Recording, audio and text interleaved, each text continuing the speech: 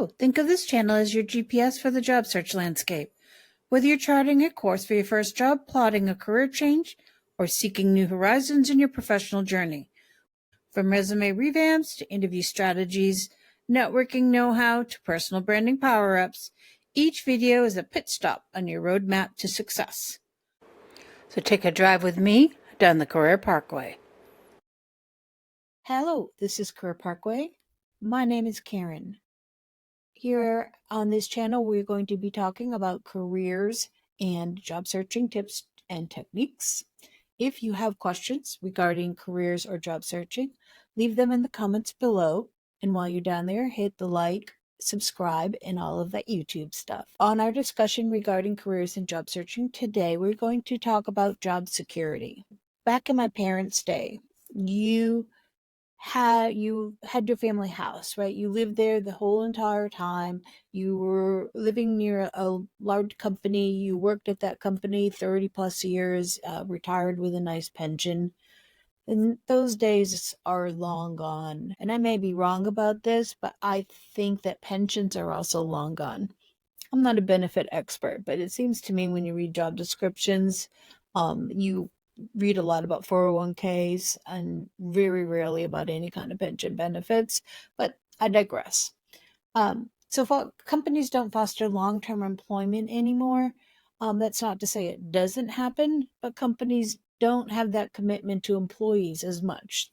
And they're more apt to lay you off during market downswings with the intent of rehiring later and ramping back up than in the day when they retained the workforce and tried to weather the storm until they reached the market upswing that they need.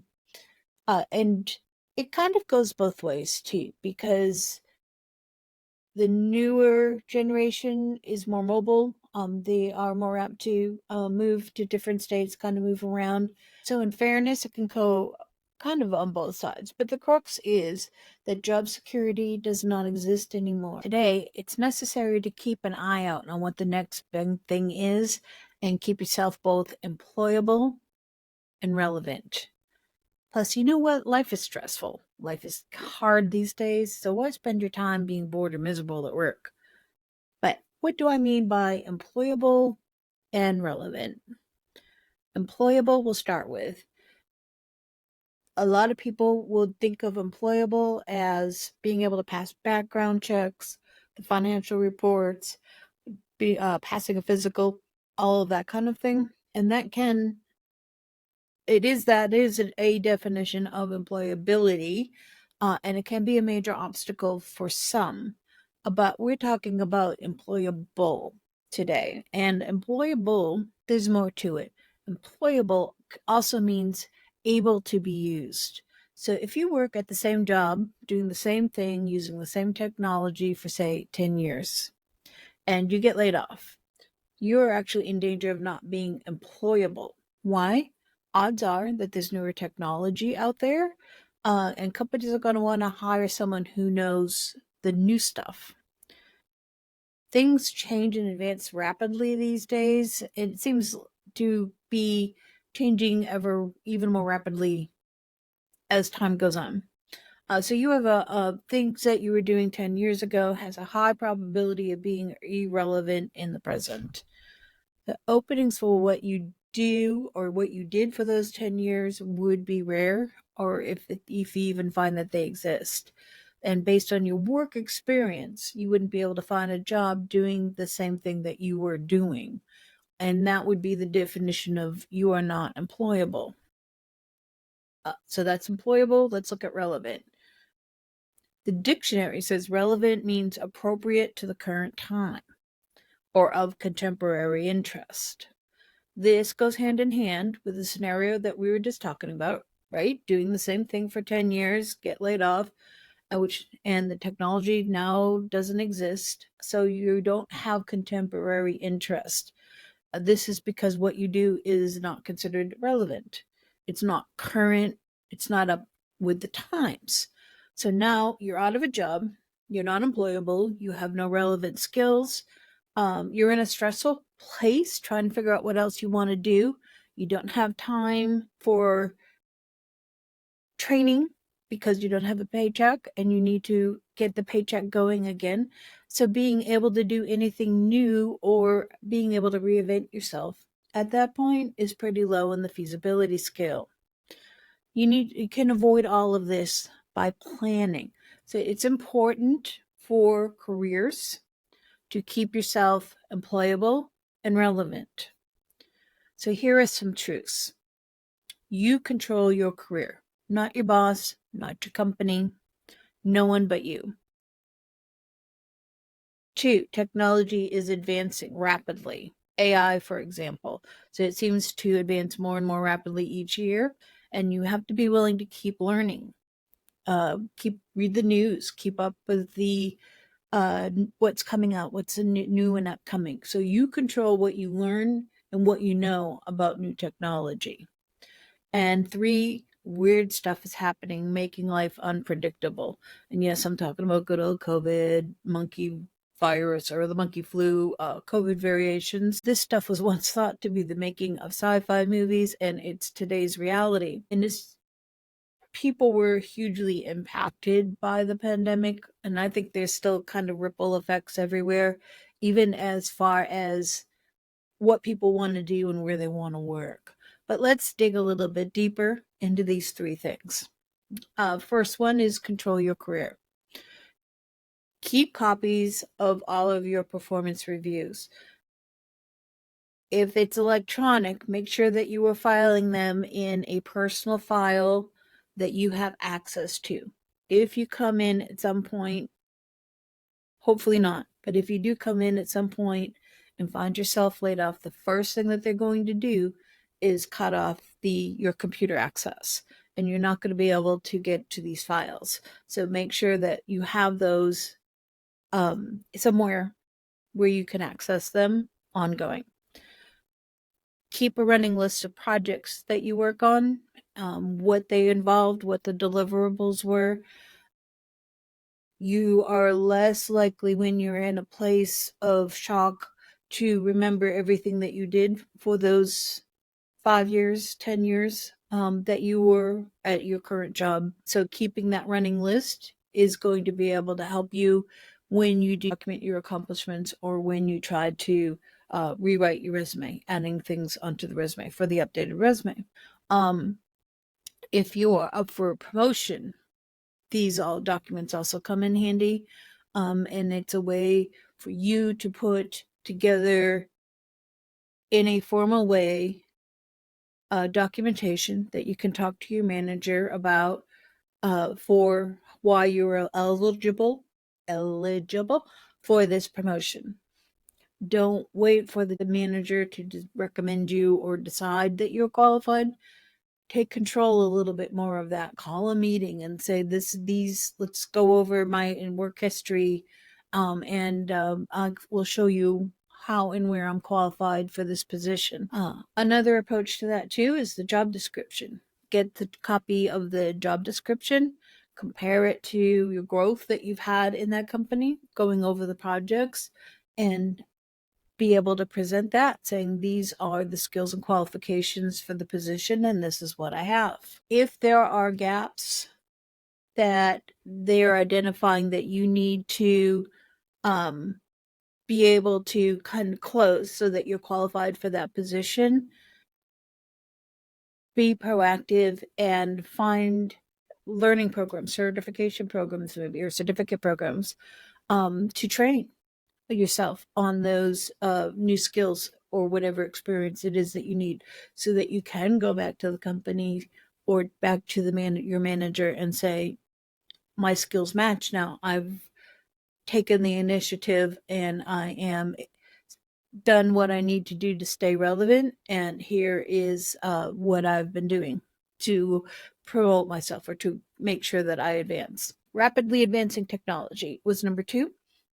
Do reading, listen to podcasts. If there's an emerging technology, again, that's interesting, be proactive. Go to Coursera, go to LinkedIn Learning, things like that, and see what they have as far as learning platforms and introduction to what the technology would be. And if you want to have further training on it and do a little bit more formal training, check and see if your company has a budget for training and if they'd be willing to help subsidize that extra training for you. Just make a point to stay abreast of the emerging technologies. And also, one important point, too, while you're doing that, as you're going over the technology, if it turns out to sounds like uber boring or something that doesn't interest you, then that's probably a indicator that you want to look at something different. Like, for example, data scientists are very hot right now because of AI. And I am a very creative, innovative type person. So data scientist to me would be like uber boring, like super boring. And I would be bored out of my mind. And so to me, that wouldn't work out at all. And that's, an effect of the emerging technology. And if you can't figure out, if that doesn't work out for you and you can't figure out what to do, career coach can always help you with that. And I happen to know a great one at www.careerparkway.com. So number 3 of the crazy stuff. Most of this is out of your control, but it does affect how and where we work. For example, with the pandemic, we had the shutdown. A lot of people were suddenly not working because they had very public jobs. They weren't pandemic proof.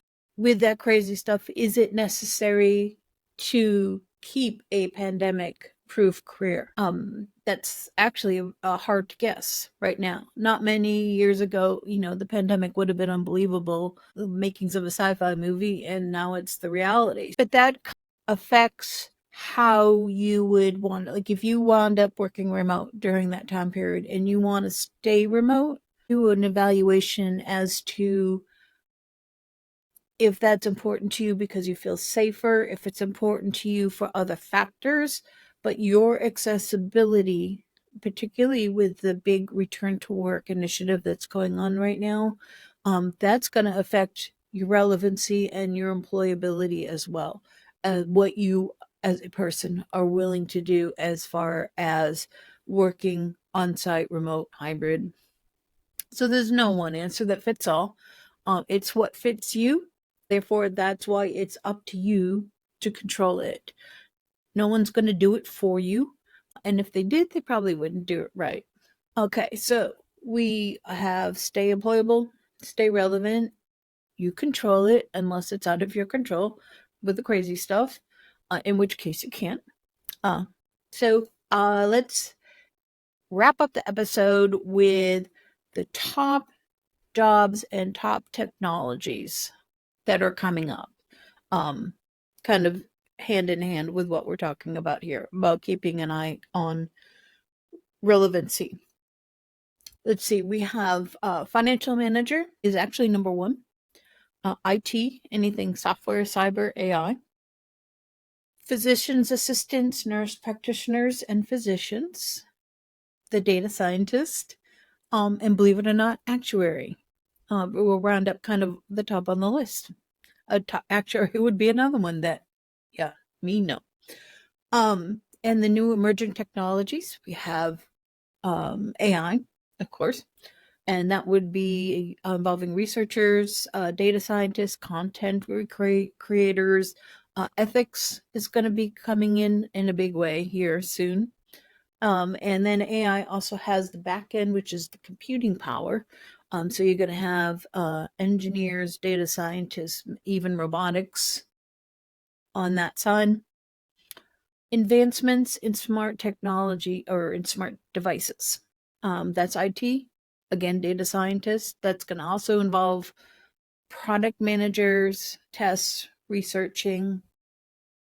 Virtual reality is coming up, as well as digital trust. And that's quasi big, like even now.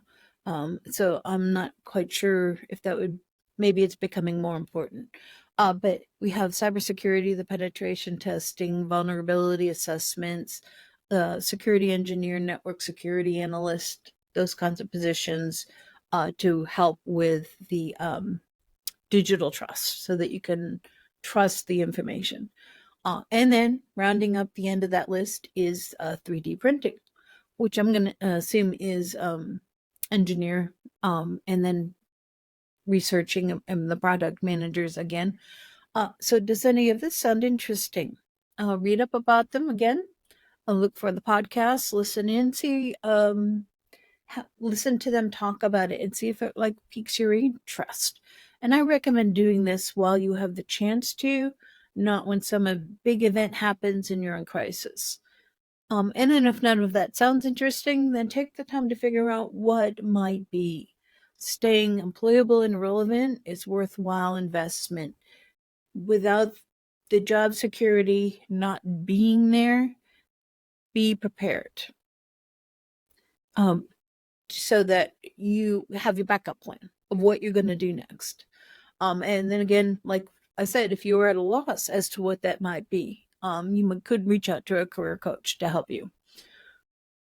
So that wraps this up episode talking about job security, employability, and relevance. Thank you for joining me on the Drive Down Career Parkway. Hope to see you again next time, and in the meantime, obey the rules of the road.